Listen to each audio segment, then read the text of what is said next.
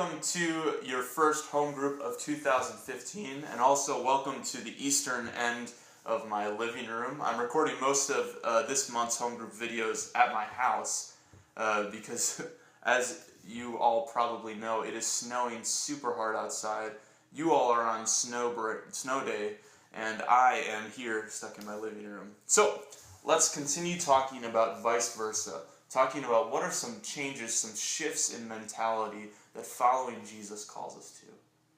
Today's scripture comes from the book of Exodus, in which Moses is traveling with the Israelites through the wilderness, and the Israelites are beginning to grumble against Moses and against God. You see, the Israelites are growing hungry, and they're asking, when is our next meal going to come? And God provides them with this food, this light, flaky, bread-like substance called manna. And the Israelites discover that the manna comes in the morning, and by the heat of the day it melts away. So some of the Israelites, not trusting God to provide, begin to collect more than they need for one day. And after they begin to collect that, they discover that the worms will come at night and begin to eat the manna, and it becomes bad and most likely moldy or rotten. And Moses grows angry because he realizes that the Israelites don't trust God to provide for them. The manna is a symbol of God's provision for the Israelites. That God provides everything they need for each and every day.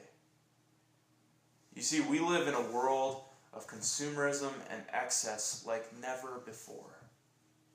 And perhaps God is asking us, when we follow his son Jesus, to be more like the Israelites when they trusted God to provide for every day, to be more like Moses.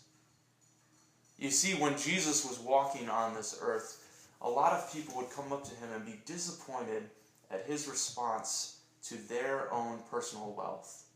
There was a rich young ruler who comes to him, and Jesus says, if you want to follow me, sell everything you have and give that money to the poor. Then follow me. But the man walked away and was sad because he had many things. Another time, some people are asking to follow Jesus, and Jesus says, look, foxes have places to sleep. They have dens. But me, I don't have a place to rest my head. Jesus was saying, look, if you want to be homeless, come follow me.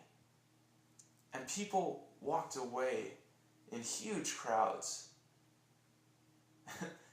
I don't think that we're called to be homeless today, especially on snowy days like today. However, we are called to a radical way of living in which we reject the cowardice that comes of just trying to acquire more stuff, and turns into the faithful living and courageous living of following God and trusting that God will provide our needs. I remember one Thanksgiving, I have this aunt that really loves to shop, and as she was preparing her alarm to wake up the next day for Black Friday, my youngest cousin began to cry. And you know, with youngest cousins, they cry all the time about everything. But this youngest cousin began to cry and began to shout, why do we go on Black Friday shopping? We just spent the whole day talking about what we're thankful for, and here we are just going to collect more things. Perhaps you feel similar to how my cousin does. You've been told by advertisements that if you just had this one thing, life would be better. But you got that one thing, and life doesn't seem to get much better. Then you bought the next thing and maybe 2 or 3 or 4 more things. And eventually you realize that the more junk that you acquire does not increase your happiness or fulfillment in life. Jesus understands this as well. See, Jesus is inviting us into a way of living that is way more than just acquiring stuff. Jesus is inviting us to be faithful, to trust God, that God will provide for our every needs. I think this is particularly applicable for high school students, and particularly applicable to myself as well, because we are told that we need more, and God is telling you and telling me, I will provide for you. So as you go through these scriptures, and I encourage you to read it verse by verse with everyone having a Bible or the Bible app on your phone open up, think about, am I concentrating on having more and more and more, or am I shifting towards the perspective of Jesus that God will provide enough, and I will be satisfied when I follow Jesus? Friends, think about this.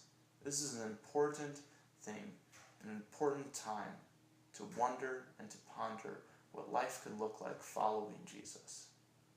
Like always, I am with you and I am for you, and I'm praying for your conversation this Sunday night.